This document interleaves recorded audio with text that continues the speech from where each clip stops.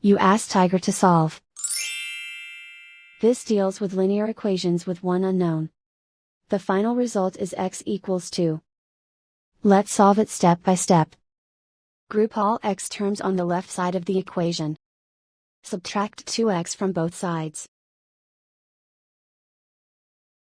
Group like terms.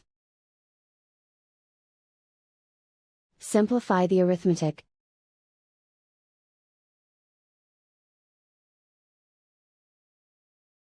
Group all constants on the right side of the equation. Subtract 2 from both sides. Simplify the arithmetic.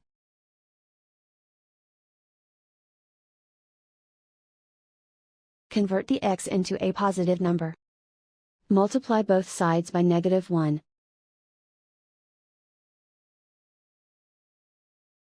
Remove the ones. Simplify the arithmetic. And so the final result is x equals 2.